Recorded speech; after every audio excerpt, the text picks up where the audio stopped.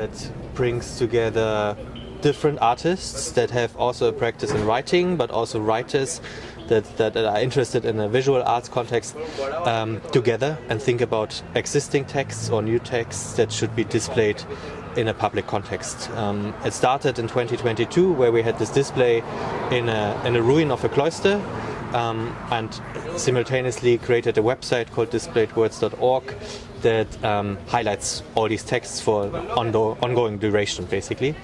And then we were able, with the support of the Bezirksamt Mitte, so the cultural district of Mitte, to continue the project and choose the site of the Bezirksamt Mitte Rathaus Tiergarten, the district's city hall, as a location, which we thought is extremely beautiful because the location itself is very Berlin. It was built in the 1930s under the Third Reich government. It was a city hall. It is a place of bureaucracy, so very German in that sense. But it technically doesn't make any difference of race, gender, religion, anything, because everyone who is in Berlin or lives in the district needs to go there for applying for something, anything. So now we have this display on the balcony, on the facade, on top of the entrance, which featured texts from December on until the end of April, and we presented works by Ingeborg Bachmann, Angelika Freites, you, Hassan Khan, Otis Mensah, Rafael Moreno, Nazanin Nori, Natu Yen, and Kinga Todd. And from the beginning we always also collaborated with DAAD, the German Academic Exchange Service in Berlin, and create some kind of like balance with people they bring to the city as well as our suggestions. So, but let's go to your work. Yeah. Because from the beginning... No, but it's connected because, I mean, the first thing I thought of when you spoke to me, and you also like, there was very little time. Yes. You thought the offered commission was very, very low, so you thought I wouldn't be interested in producing something new. Yes. But actually I cannot respond to a public situation in a context just like that. Like, I, especially at the current time, anywhere, not just in Germany, I feel there's a deep necessity to think things really through. Yeah. And to, you know, that's a motivation. I mean, at least for me, it's a motivation. So, so of course, that plays a role. The location plays a huge role. Mm-hmm. The fact that it's in public plays a huge role. The fact that it's words plays a huge role. All of these were very attractive for me, actually. And yeah, that's why I took it really seriously immediately. And that's why, yeah, I knew that it had to be something that was generated. Yes. Which I thought was extremely generous also, because we have these limited funds for the project. I mean, they're good funds, but like they're limited, and like with the fees we are able to pay every artist, we don't want to necessarily ask that big thing of a new commission. That's why we work with existing text, but that made me all the more happy that you were like, no, I'm doing something new. No, it made sense. And at this point I didn't know what it would be. Yeah, exactly. This is, I mean, this was also like, I knew exactly what it would be immediately. Yeah. Because I knew, yes, immediately. I knew because I had read that article. But my approach to it was, and I also didn't tell you immediately because first, I mean, I knew that it would be based on this article, but I didn't know how or what. I knew that the whole content is very sensitive, and so I preferred to really build it very slowly, and to also then bring you into the dialogue when there's something that is really clear. Yeah. Because it's very easy with this content that you say something and then, you know, people think, what is this? What does it mean? You know, like every detail actually means a lot in a piece like this. So also to explain maybe a little bit about the piece, it's based on a New York Times article that came out last October. That was an in-depth investigation of the almost 10 years relationship between Kanye West and Adidas, in which he completely broke every possible taboo, let alone in a corporate setting, and did extremely shocking. There was a lot of shocking behavior, which they accepted and basically hid. for the duration of this period, which, I mean, of course, the article is very well researched and gives a lot of information also about the economics behind, the finances behind it, you know, the incredible profitable aspect to this relationship. But of course, I also read it in ways that go beyond this finance. So I was very struck by this because Adidas is a German company. And the beginning of the article starts with this scene set in their corporate headquarters near Nuremberg in Germany, when Kanye first like visited their headquarters to begin like discussing designs, and he wasn't very impressed by what they had given him, and so to express this, he grabbed a sketch of a shoe and drew a swastika. And of course, you know, this was it's a very kind of shocking image in Germany, and knowing also the whole discourse around the usage of Nazi symbols and anti-Semitism especially now where things are very charged, it was very striking for me that this was happening and had happened and continued to happen, and actually increasingly so for almost 10 years in the context of a German corporation with no response.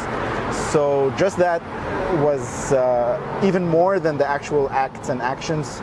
The structure of it was shocking for me. And I felt like it was very pertinent to bring this out.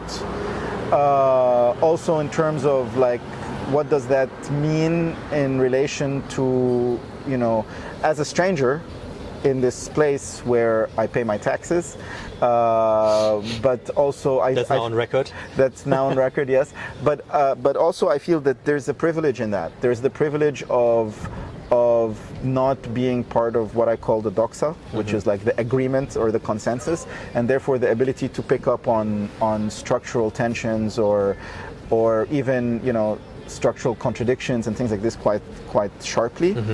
And I feel that that's part of almost, you know, one's responsibility then is to, as an artist, is to work with that.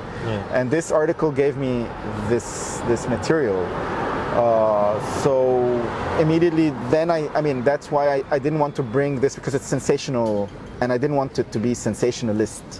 So I didn't want to just put this on the table. I wanted to first like understand what I'm going to do with it, and I went through several stages. You know, in the beginning I thought I was going to write it, not really even sample it, and turn it into sort of like almost like a pop kind of duel between Kanye and Adidas. You know, there were ideas like this that I quickly discarded until somehow it whittled down to this idea that it will have to be exactly, you know, samples from this article, and all I'm doing is really just taking it, restructuring it, and always maintaining that the context is perceivable to the public. So people, if they see a sentence, you know, like or if they read this incident, for example, when he tells Mr. Wexler, who's this Jewish, who's identified as a Jewish Adidas manager, he tells him at one point, you know, you have to hang a picture of Hitler and kiss it every day to practice unconditional love. That's in the article. If you put this without the context, quickly becoming perceivable to the audience that this is in relation to Adidas, Kanye West, it's relation to a corporate setting, it's in relation to, you know, a certain pattern of action, and the fact that Adidas accepted it, and the fact that they made money, you know, that's growing exponentially every year, more and more and more, that it was a hugely successful endeavor. All of this information needed to be communicated fast enough for a person who stands there for, let's say, between 30 seconds and a minute to understand what's going on. So these kind of things all affected the structure of how I organized the piece. You know, how I built it up, how I used samples. You know, it repeats like a chorus. You know, Adidas held on for years, comes back again and again. And there's many other. I can say Kanye's quote, I can say anti-Semitic things, and Adidas can't drop me. I think that's correct. Comes back and again and again. You know, the definition of what Adidas is and who Kanye is come back again and again, etc. So it's like circles. That's what I think makes also the piece such a strong literature piece, basically, because it uses these kind of like elements like the chorus, the repetition, to highlight something in the content of that article, right, that creates this kind of like ridiculous right universe that these two entities created, basically. And also to always keep the source alive, I find super interesting, to always say like, the New York Times says. The New York Times says, which I think is also interesting, because like as a piece that comes from a New York Times article, and it's not a German newspaper. It doesn't even enter the German news context, which is super interesting because it's such a big company, the 16th largest company in Germany itself. But I mean, what's amazing, because I also looked that up, it enters the German media after this article. So, you know, Der Spiegel, Taz, all of those FATS, they all reported this, but after the New York Times kind of did this. So that's also kind of amazing, because when Kanye was dropped, it was known that it was, you know, he said that statement, I can say anti-Semitic thing, and it was known it was around that. But none of this German media bothered to like dig into this. At the same time, I'd like to contrast this to the fact that, you know, a student can say something pro-Palestinian and get like immediately, you know, maybe, I don't know what could happen, but things happen. There's immediate reactions, let's say, to so many, you know, much more disempowered people all over this country, who immediately, the moment they say something that is political, actually is not, I mean, this is another discussion, but it's political, a political statement of sorts, and the attack is massive and immediate, while, you know, you have the real foundational, and like these corporations are part of the foundation of this state. They get away with impunity. I mean, I think people were not even interested in following this up. So that to me says something. Beyond hypocrisy, beyond hypocrisy, says something else. I think. No, there's a huge imbalance in a public discourse that is like not at all interested in actually solving a problem, or at least discussing a problem, because there's no space for discussion, basically. But that's why I also find it interesting, because when you walk by the piece and you just read one or two quotes, basically, you don't get the entire picture, but you get something that is pretty radical. Like some of these quotes are like, you read it and like, whoa, did I just read the word Nazi on a building that was built by the Nazis? How is that possible? Or did I read and it's the city of Berlin. It's the city of Berlin. Or did I read the name of Hitler on a public building? Which is shocking in a German context, because especially as a German, you grew up through school education, basically. You're constantly trained of like, we're good in Vergangenheitsbewältigung, this word that has no translation in other languages, because we are the master of it, how to deal with our past. But don't discuss the past. Just be aware of the past, know about the past. And then you also know that like, that you always shake when you hear these words, because you're not allowed to see it in public, basically. Which I find interesting, because it's necessary to read the entire article to understand what's wrong, to understand what's corporate logic, what's corporate greed, what is a rap star has to do with it, basically. That's necessary to invest the time of like 10 minutes reading a very well researched investigative article. But that's also something no one really cares.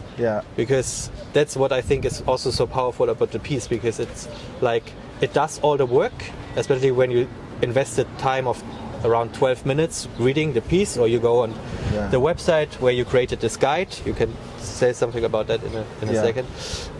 You get all the context, you get all the kind of like knowledge that you need to know, like how does an artist whose work is always influenced and informed by social and political change respond to something, or maybe is inspired by something to create artwork. I mean, compared to this kind of like triggering populistic entertainment logic. But you said you started, I think, with something very important, because you spoke about taboos, you know, and within this German context, and the title of the piece is Totem and Taboo, which of course comes from Freud's well-known collection of essays. of course, it differs from Freud. I just love the pairing of the idea of the totem and the taboo.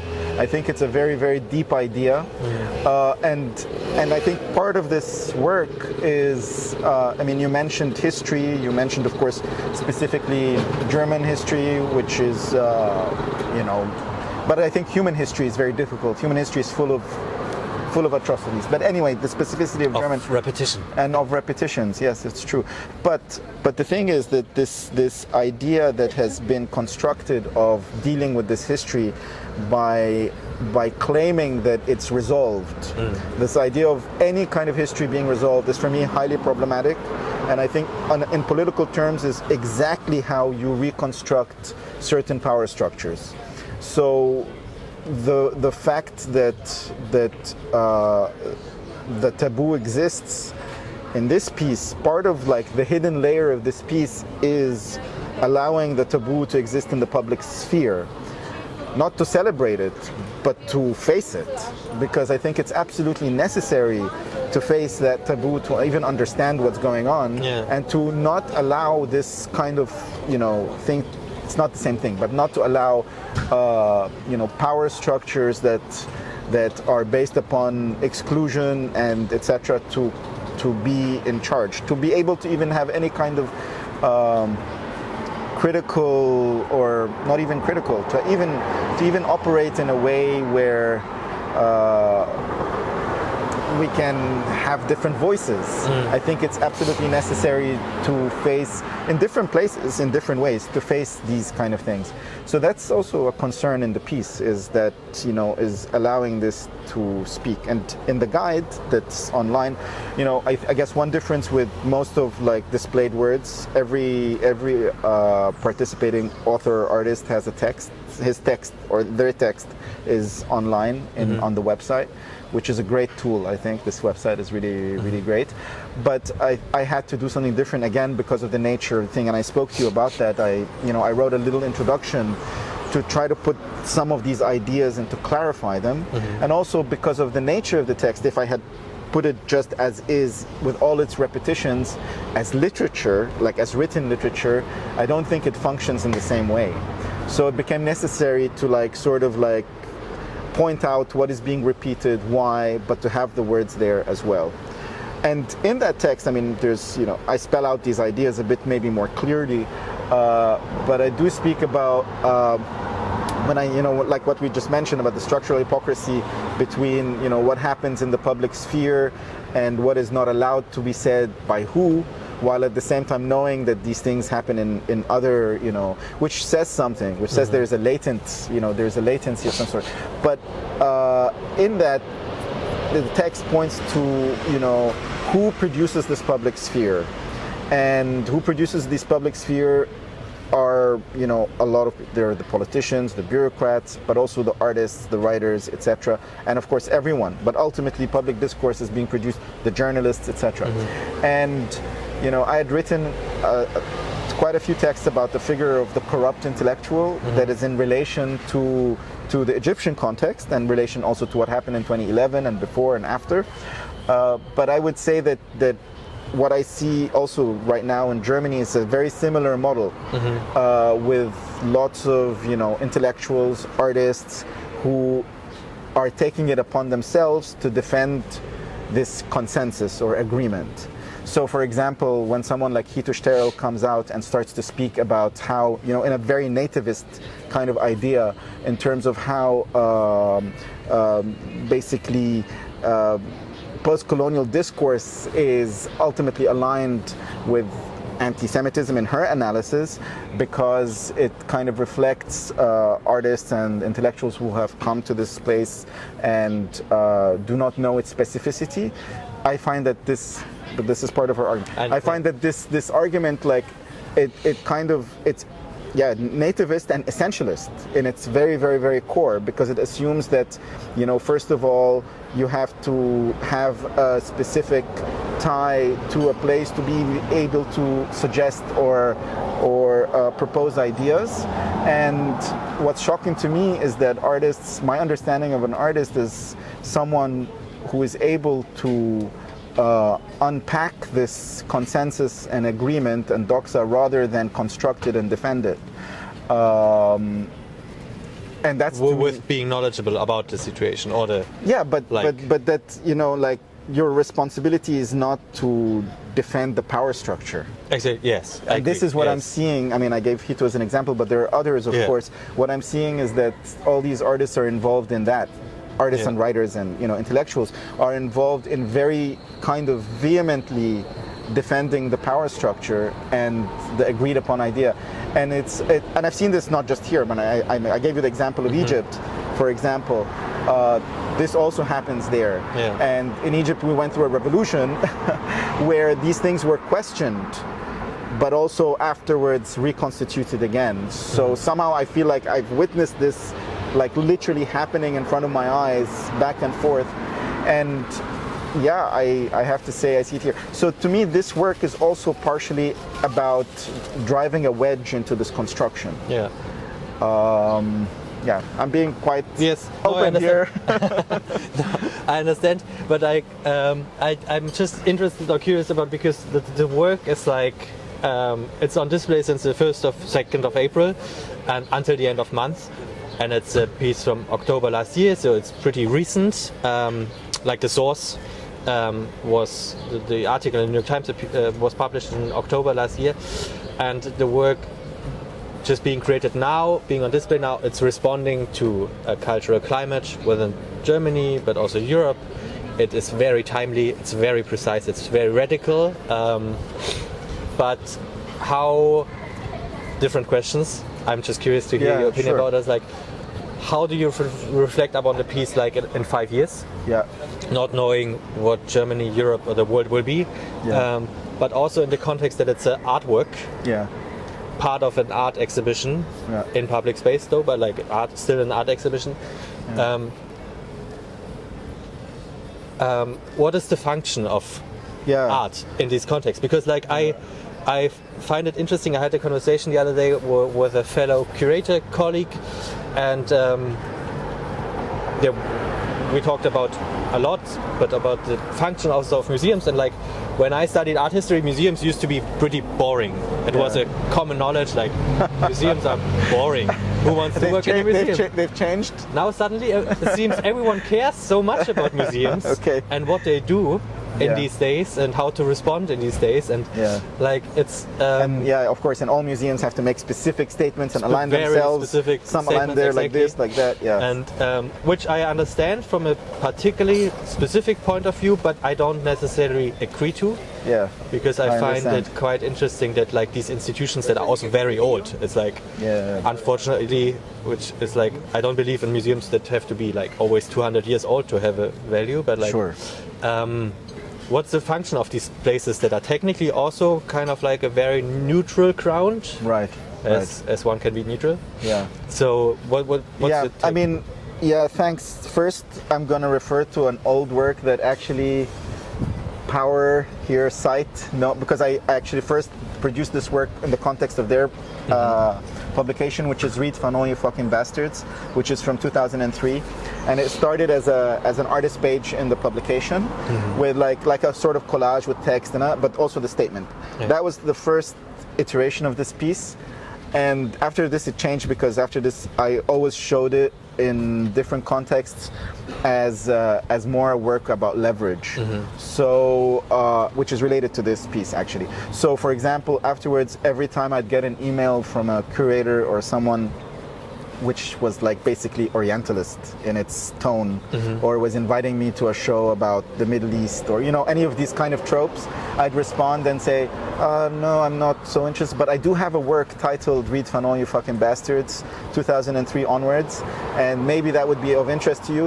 And, you know, like that's the work, that it lives in the email or it lives in the conversation. Just referring to it becomes the piece, you know, and sort of like, and other things I did with it is that I asked, you know, people like a director of a museum to write it with their handwriting, and like the caption would include that. Or with Art Forum, I asked the editor-in-chief to do it, but she refused at the time. Anyway, so there was like different things like this, and this was how the work worked. And it's final. The last time I showed this piece was in Dresden, so it was in Germany at the Albertinium, And this actually was a whole, I'm not going to go into detail with what happened there because it was a very complex thing, and like the sentence appeared in different ways, you know, as part of commentary on their collection, as different ways, but also in the press release of the exhibition, and it was censored by the press officer without telling the curator. And then, you know, we got into a big like thing. In the end, they returned it because, you know, the negotiation was part of the work as well. So I'm just giving an example of this piece because it's from 2003. It's 21 years old. I think it's still relevant to this day because it's a piece about this, leverage and relations and, you know, the political undercurrent. It's about the conceptual infrastructure of how we're dealing with each other. And this piece for me, yes, it's very specific. I don't know in 5 years what it would sound like, but I know it is very specific, but it was not motivated just by the timeliness. It was motivated by the way of practicing things. So you might find this surprising. I was thinking about it today. For me, it's a really important work, even though it's such a, you know, like it's just 1 month on a public space. It's not going to be seen by the art world, etc. But for me, it's really very, very important work because it opens the question of what do you do in a context like this, you know? So that as an artist, to find a way to answer that is what gives meaning to one's practice. So for example, also Juan Pedro attended the concert. You were not there. Yeah, you attended the concert we did with Andre Vida at Morphine, which was 3 months ago or something. And there we did something different, but we both, when we were about to perform, we asked ourselves the question, how do we perform live in this context? And we tried to do something, and, you know, also with text, and we played music, but we also read a text. He read a text that was important for him and for his questions about being here now, and I read a text that had to do with that as well. And it felt like we processed this political ambience live. And that was a way of, you know, like dealing with the situation and having meaning. So these questions, I think, are crucial, and I imagine that these kind of works might not have easy currency, might not have glamorous output, but that's part of their meaning, and they're super. I believe they're super important. No, I find it beautiful. Also, what you described about the work you did for Sight, but like also this piece,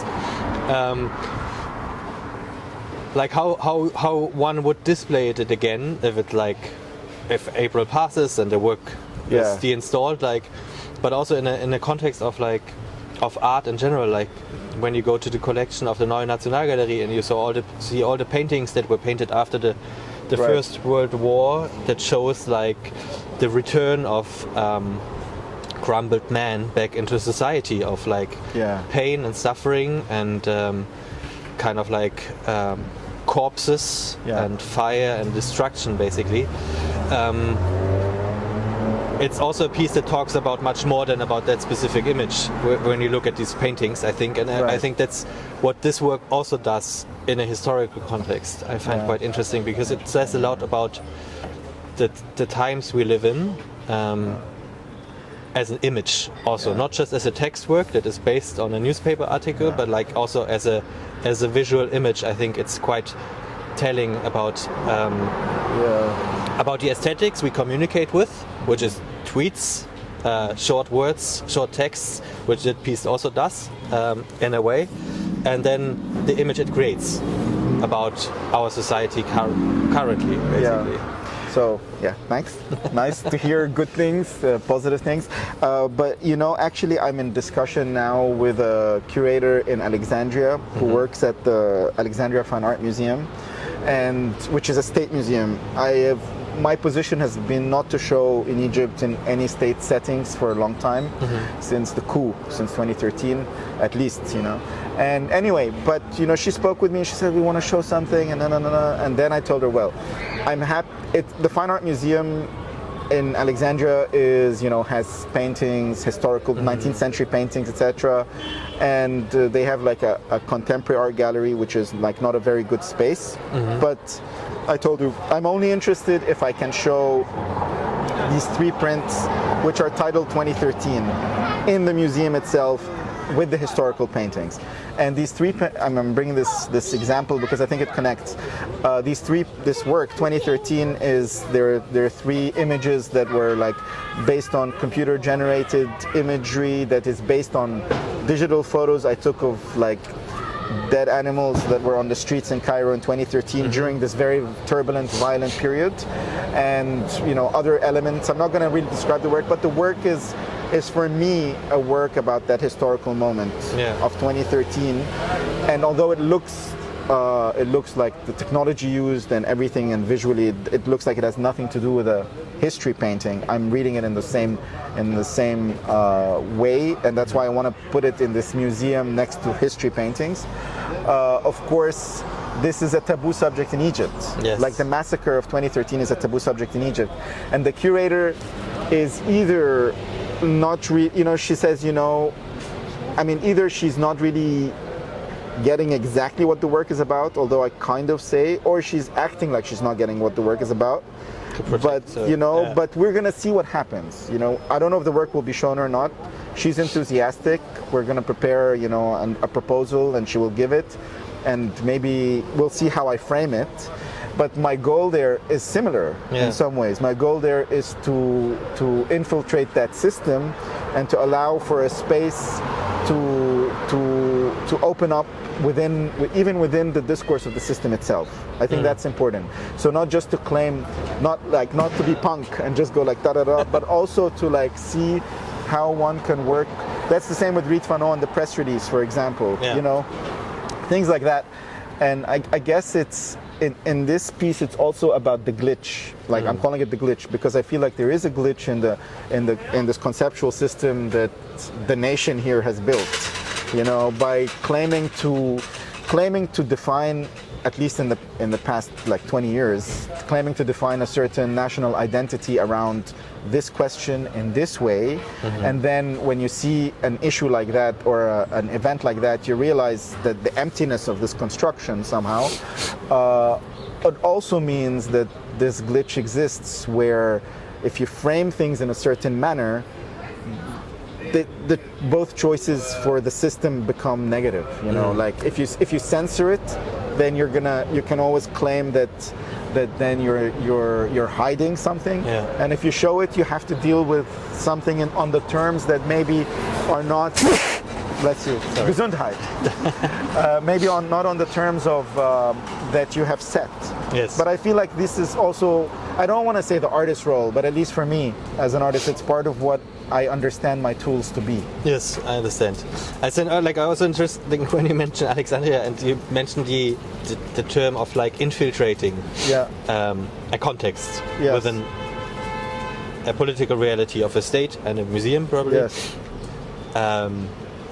And then talking about this work, because I had a feeling that somehow it wasn't necessary to infiltrate anything here in Germany in the past couple of years, because there was a pretty open cultural sphere, especially also in Berlin, which only changed in recent months.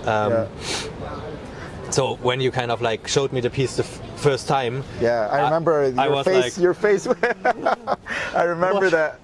You blanched. Yes, I also but because of the political situation, because of the incapability of discussion, basically, which is, I think, very clear that we have to fight anti-Semitism, we have to fight racism, we have to fight for all forms of violence and discrimination.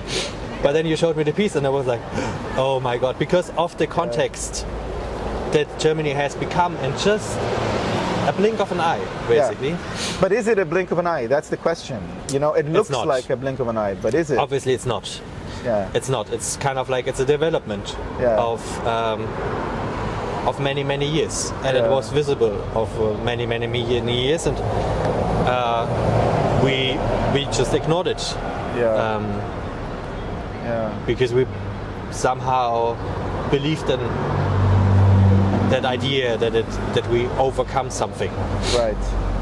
Yeah, this is dangerous. I think. I mean, it's dangerous anywhere. I think if the moment, but that's like a trope. Also, the always the claim of finding a moment where history ends or history is resolved, or Yeah. We've won, we've dealt with it, whatever, anywhere. Exactly. That's also the moment you know that something is not really right. Yeah. Because it's, or at least from my perspective, it's something we have to deal with continuously all the time.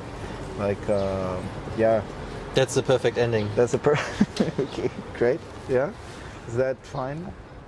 Yeah.